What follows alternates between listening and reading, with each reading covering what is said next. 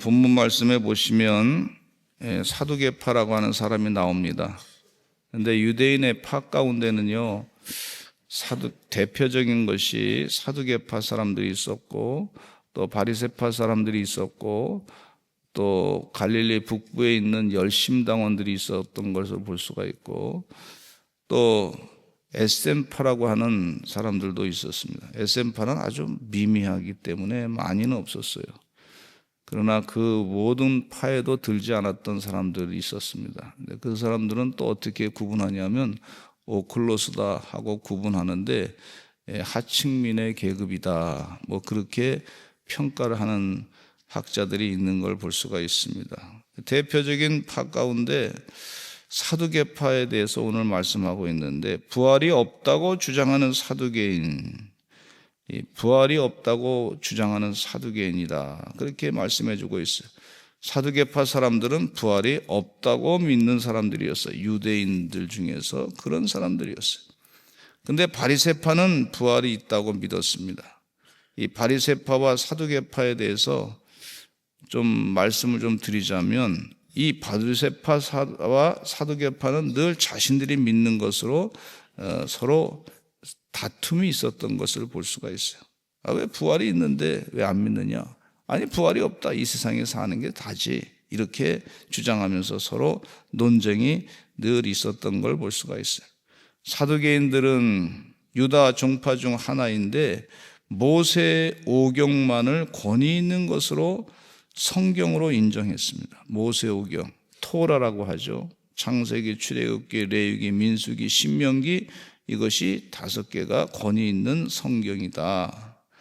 그리고 이 사람들은 천사라든지 영혼이라든지 부활을 믿지 않았던 그런 사람들이었어요. 이 사두개인들은 주로 귀족 계층의 사람들이 많이 있었고 재상 중심의 계급이었던 것을 볼 수가 있어요. 상류층 사람들, 대제사장들이었던 것을 볼 수가 있습니다.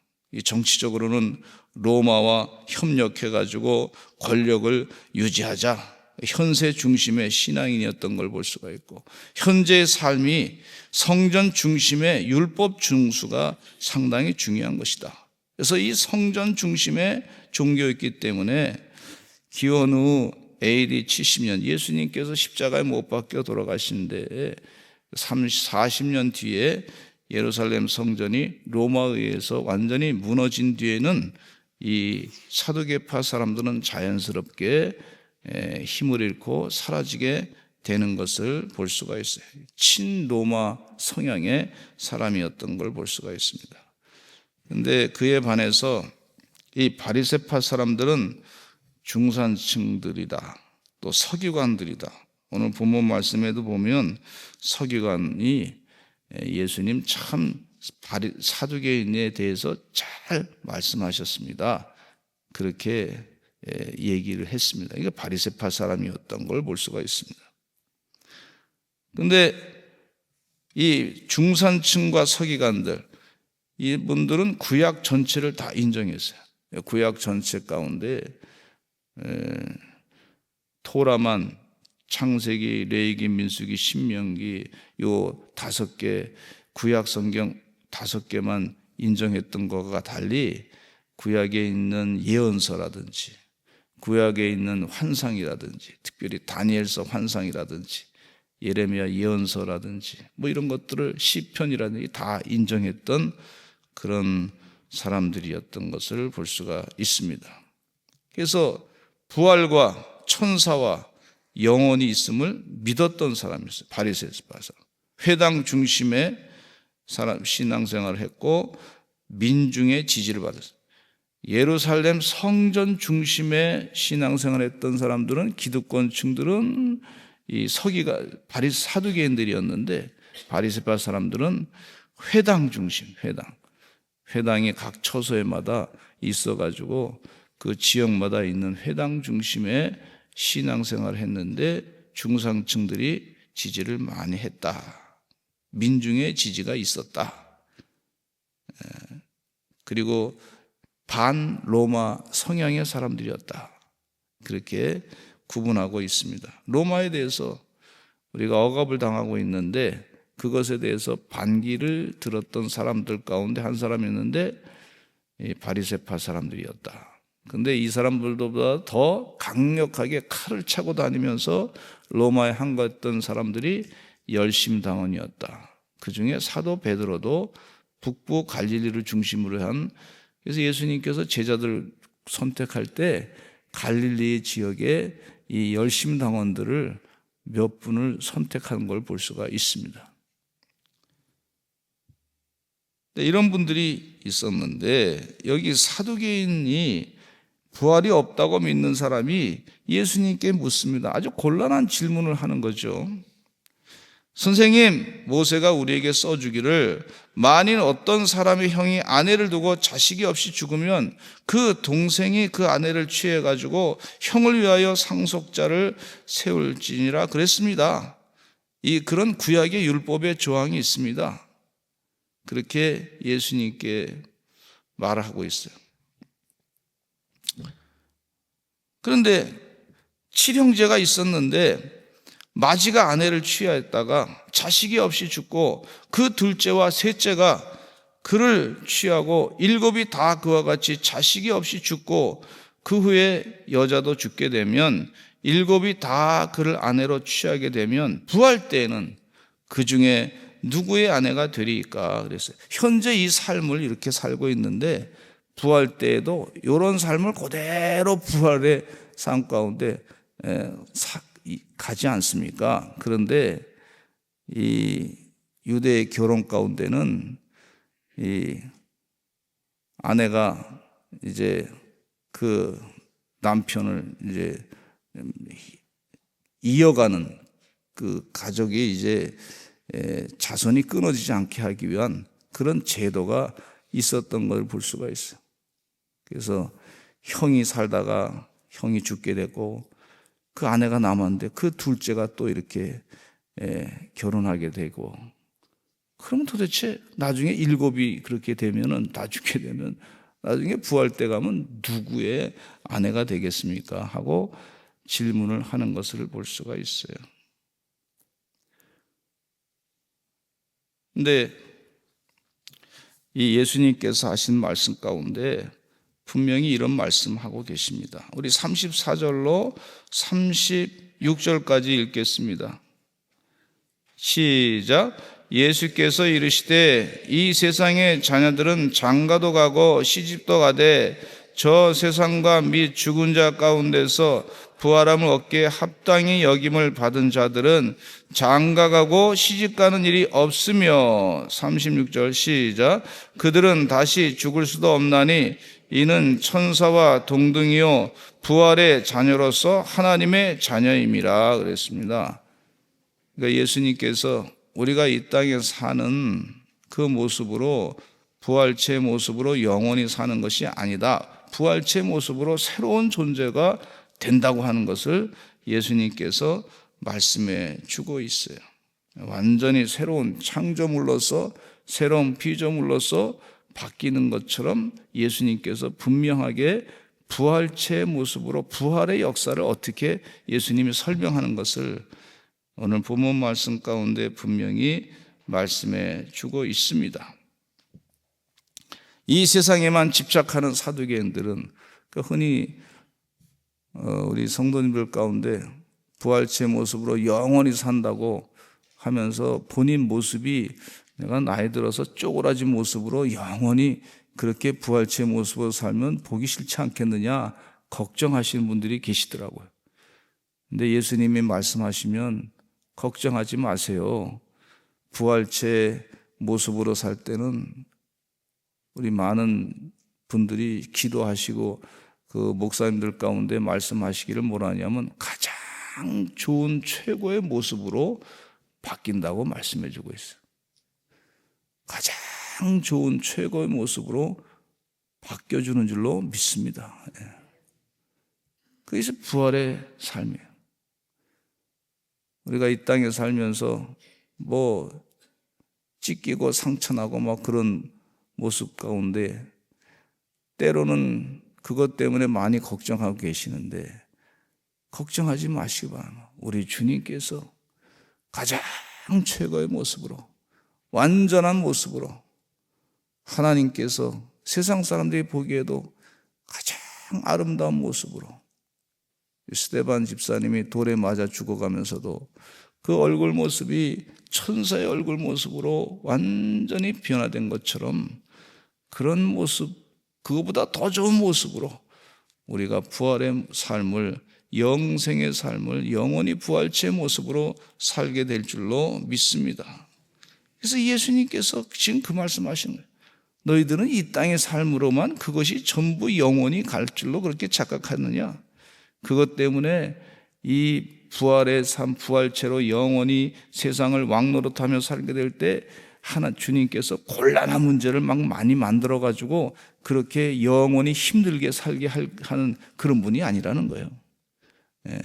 그때는 존재가 완전히 새롭게 뒤바뀌어서 새로운 존재로 바뀌어져서 온전케 된다. 어떤 분은 그렇게 천국 가셔야 됩니다. 그랬더니 우리 부모님이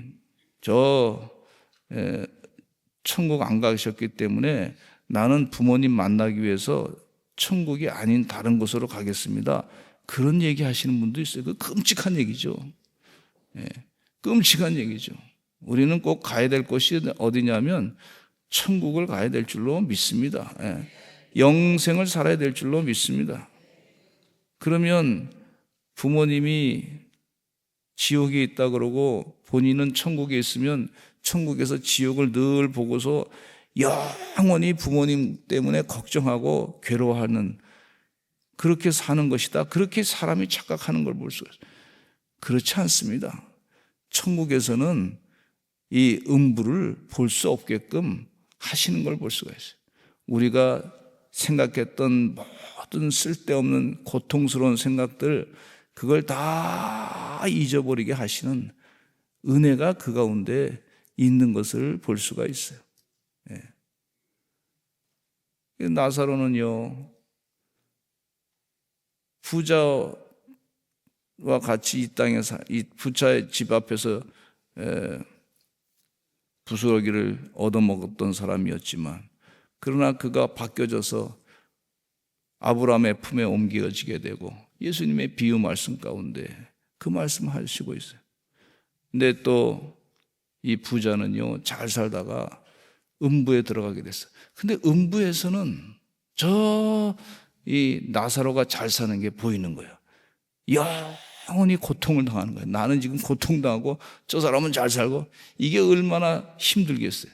이 땅에 사는 동안에 잘 먹고 잘 살 때, 옷을 잘 입고 매일 연락하고 있을 때 그 못하는 사람들을 무시하고 우습게 생각하고, 봐라 나는 잘 산다 이제 뻐기며 살았는데, 그 부자는 지옥에 가서 나사로가 말이죠, 거지가 잘 사는 것 보면서 영원히 고통을 당하고 있단 말이죠. 그 비교의식 가운데 늘 자랑스럽게 생각했던 사람이 그렇게 천국을 보면서 굉장히 괴로움을 당하고 있는 걸 볼 수가 있어요.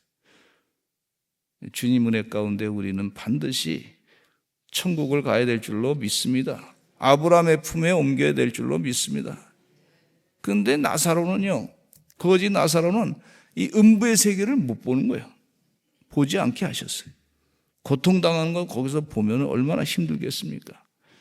그런 거 다 보지 않게 하시고 심판의 때는 그렇게 구분하시는 것을 볼 수가 있어요. 예수님께서 하시는 말씀 가운데 중요한 말씀이 37절에 죽은 자가 살아난다는 것은 모세도 가시나무 떨기에 관한 글에서 주를 아브라함의 하나님이요 이삭의 하나님이요 야곱의 하나님이라 칭하셨나니 그랬어요. 아브라함의 하나님, 이삭의 하나님, 야곱의 하나님, 이 조상들이 다 섬겼던 하나님, 그 하나님은 죽은 자의 하나님이 아니요 살아있는 자의 하나님이십니다. 하나님에게는 모든 사람이 살았느니라 그렇게 말씀해주고 계시는 걸 볼 수가 있어요. 그 예수님 말씀 가운데 육신의 장막에 대해서, 죽음을 당하는 것에 대해서 예수님은 죽었다 그런 말씀보다는 잔다 그런 표현하시는 걸 볼 수가 있어요. 우리 삶 가운데 부활의 산 소망을 가지고 꼭 살기를 간절히 축원합니다. 어떤 사두개인들처럼 이 땅에 사는 것이 눈에 보이는 것이 전부다로 그렇게 착각하지 마시고 그 눈에 보이는 것으로 이 비아냥거리면서 우리가 이렇게 살면서 이렇게 이 땅에서 잘 살면 영원히 산다 착각하지 말라는 거예요. 주님 은혜 가운데 부활체 예수님께서 부활의 첫 열매가 되셔가지고 제자들에게 나타나서 40일 동안 같이 활동하시다가 승천하신 것을 볼 수가 있는데 이 부활체의 모습으로 우리가 영원히 산다고 하는 소망을 우리에게 주셨어요. 그렇게 살 줄로 믿습니다.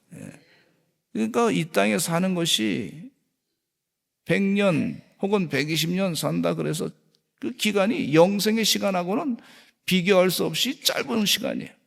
그러니까 진짜 사는 게 뭐냐? 영원히 부활체의 모습으로 사는 게, 부활의 모습으로 사는 게 진짜 삶이라고 하는 사실을 믿는 자는 믿어야 될 줄로 믿습니다. 고린도전서 15장 말씀 가운데 육체로 심어서 영원히 사는 것이 있다고 그렇게 말씀해 주고 믿음으로 부활체의 모습으로 영원히 사는 것이 있음을 그렇게 말씀해 주고 있어요. 너희들 예수 믿으면서 부활이 없다고 하면은 우리가 믿는 이유가 없다고 고린도전서 15장의 부활장에 말씀해 주고 있어요. 주님 은혜 가운데 부활의 삶으로 영원히 살아가시는 영생의 삶을 사시는 그런 소망 가운데 사시는 주의 종들이 되시기를 간절히 축원합니다. 부활이 없다 그러면은요, 사람들이 이 땅에 사는 게 전부다라 그러면 아마 열심히 재산 모아가지고 쾌락을 즐기고 매일 잘못된 짓을 많이 할 거예요. 근데 주님께서 분명히 우리에게 소망을 주시기를 영생의 부활로 소망을 주셔서 얼마나 감사한지 몰라요. 제자들이 말이죠, 목숨을 걸고 복음을 전했어요. 부활이 있습니다. 여러분 영생을 사시기 바랍니다. 그들이 직접 눈으로 봤기 때문에 그렇습니다. 예수님을 따라갔던 백성들이 제자들이 말이죠, 예수님 십자가 못 박혀 돌아가실 때 다 목숨이 두려워서 도망갔어요. 근데 40일 지나고 난 다음에 보니까 예수님의 제자들이요, 목숨 걸고 복음을 전했어. 목숨이 두려워서 도망갔던 사람들이. 사람이 심리적으로 갑자기 40일 만에 그렇게 바뀌기가 쉽지 않습니다. 인격이 그렇게 갑자기 변화되기가 쉽지 않습니다. 그들이 충격적인 사건을 경험하지 않았으면 그렇게 복음을 전할 수가 없어요. 가짜를 전했으면 다, 야, 이거 가짜다 하면서 다 그렇게 안 했을 거예요. 목숨 걸고. 사람들이 가짜에 목숨 걸지 않습니다. 근데 이게 예수님께서 부활하신 것을 직접 눈으로 보고 확인하고, 그리고 부활 승천하신 것을 다 보고, 그리고 난 다음에, 야, 우리 육신의 삶이 이게 전부다가 아니구나. 우리 삶은 잠깐이구나. 부활의 영원한 삶이 있구나. 확실하게 증거를 다 그들이 확인한 뒤에 부활을, 복음을, 영생의 복음을 열심을 다해서 목숨을 걸고 전했던 걸 볼 수가 있어요. 하늘 보좌를 버리시고 이 땅에 오신 예수님께서 우리 육신의 삶으로 다 끝나는 게 아닙니다. 멸망의 길로 영원히 지옥에 가서 그렇게 사는 존재가 아닙니다. 부활의 삶이 있습니다. 영생의 삶이 있습니다. 하늘 보좌를 버리시고 이 땅에 오셔서 이 진리의 말씀을 십자가에 못 박혀 돌아가시면서까지 끝까지 전하신 걸 볼 수가 있어요. 부활의 영생의 소망을 가지시고 믿음의 승리를 이루시는 우리 서산절감리교 주의 종들 되시기를 간절히 축원합니다. 다 같이 주여 많이 하시고 통성으로 기도하겠습니다. 각자 기도 제목을 놓고 기도하시고, 이 사순절 기간 동안에 응답을 많이 받으셨는데 앞으로도 주의 은혜 가운데 큰 응답이 임하게 될 줄로 믿습니다. 주여 많이 하시고 통성으로 기도하겠습니다. 주여